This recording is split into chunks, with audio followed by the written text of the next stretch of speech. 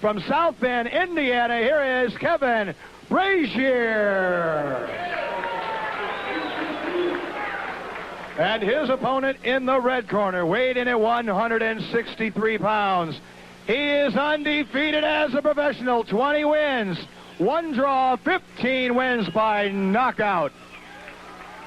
Tonight is also his 22nd birthday on his 22nd fight.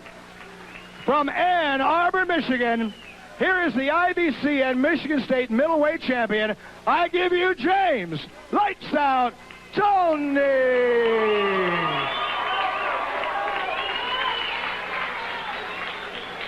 Popular man in these parts, James Toney. The fighters make their way to the center. The referees for this card tonight, Sam Williams and Bob Fisher. Williams working this one. The timekeeper, Ken Pace. Counter of knockdowns, William Hunter, and the judges, Frank Barbarish, Charlene White, and Dario Chironi. The physicians standing by at ringside, Sal Shapiro, Jules Reinhardt, and the announcer in the ring is Wally Jackson. Inspectors on hand from the Michigan State Board of Athletic Control, John Jackson, John Kuzemka, and Hilmer Kenty. And Rose Grable and Jim Birch are commission members at ringside. 10 rounds, I don't know if it'll make it. James Toney promised a knockout, right? I was just going to say, don't leave your seats right now. I think James wants to take this out with dispatch. Look at this. I'm not sure where that souvenir came from. Brazier, the quickest to the center of the ring. He's 11-5, hails from South Bend, Indiana. Fairly skilled fellow, had something of a checkered career. Began back in the early 80s, fought for a couple of years and took a terrible beating in a knockout and laid off a season. He's fought considerably since then. But in several instances, we're told, as Toney tries to work the body with a couple of combinations, we're told, Rich, and, you know, he got in against guys he shouldn't have been against, and it really took away a lot of his confidence, maybe ruined his career from a national perspective. Well, you know, he has a brother that's been a fighter and a champion, and a lot of times it's very difficult following in your brother's footsteps, especially if he is successful. You want to try and be as successful as he can much faster. So the pressure could have been on him, and he took some fights maybe he shouldn't have earlier in his career. The defense of Brazier in the early going, he's got to keep his elbows in. Toney's working on the arms, trying to get to the body, counter-punching for Brazier, and it scores a couple of points right there. Toney spins him around and delivers a couple of blows, and they separate. Toney quicker. Toney carrying a left hand down low. Defensively, I'm continually more and more curious about that on behalf of Toney. I don't like that technique, Rich. I think you're too open when your left hand defensively is down around your belt or the thigh, where it is now. I don't like that either, Chris. And you know who made that popular is Thomas Hearns, who's been very, very successful with it. But, hey, not everybody's the hitman. Not everybody has that eye-hand coordination and the hand speed to react when it really becomes necessary and play defense from down there. Well, Toney seems very confident here in this first round. Fighting a little flat-footed. Counter-punch right hand to the chin. Brazier hurt. That stung. Now Toney needs to move in. He's trying. Brazier has enough fights to understand about covering up. That was a good, stiff, short, chopping right hand. Came almost at a three-quarter angle. Not quite an uppercut. Yeah, Toney's showing me something there, too, Chris. He did not go in for the kill. He did not get wild. Didn't get crazy. Control. That's very important. You know, I think another right-hand counter. It's wide open for him, and Toney scored with it twice. That may carry the round for him, if nothing else. Well, it should. More of a grazing right-hand punch on that one. But he is getting through the defense. Brazier, for sure, with the jabs. There's a counter right from Brazier.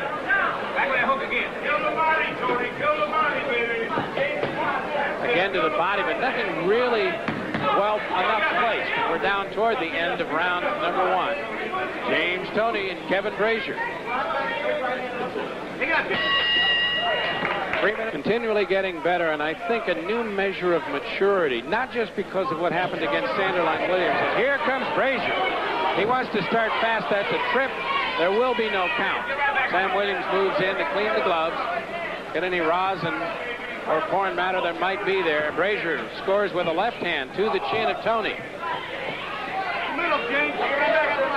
Brazier continues to be the aggressor. Not particularly classy-looking combinations, but some of that stuff is getting through. Toney regrouping right now. He lost the first little bit of round number 1. Yeah. Doing the same here in round number 2. Well, Brazier's slowing down a little bit now. I think he was trying to catch Toney off guard a little bit by coming out so fast. It didn't work. Well, he may have already decided he's not going to win the second half of any given round, so he might as well get his shots in while he can and hope for the best before he gets a little bit weary. Also, he is 32 years of age, right. And he knows that if the bout goes long, well, he got hit there with a good left. If the bout goes longer, it's going to be in favor of Toney because he's 10 years younger. Toney climbing the ladder with left hook to the ribs, up on the shoulder, and then 1 to the jaw. The left-right combination. Missed there by Brazier off the ropes. Toney is hurting Brazier every time he hits him now. And this is only the second round. His punches have good authority. He has a good knockout record. Prior to the Williams fight a month ago, he had a 5 knockout string. There's a good combination. Driving the hands of Brazier right into his own face. That's got to tell you how strong James Toney is and how hard he is punching. As compared to physical specimens, we thought Toney had a definite advantage. Brazier is very hurt now. Yeah, he's very weary. He's ready to go.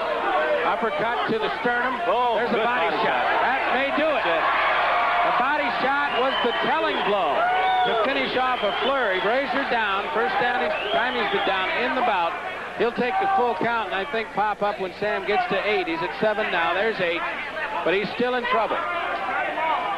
Well, he's hurt, no doubt about it. We'll see what kind of a finisher Toney is right now. There goes the mouthpiece, and that was a big punch. That's it. So a TKO in the second round. There was some good work to the face, a couple of right counter punches that were telling blows and set the man up.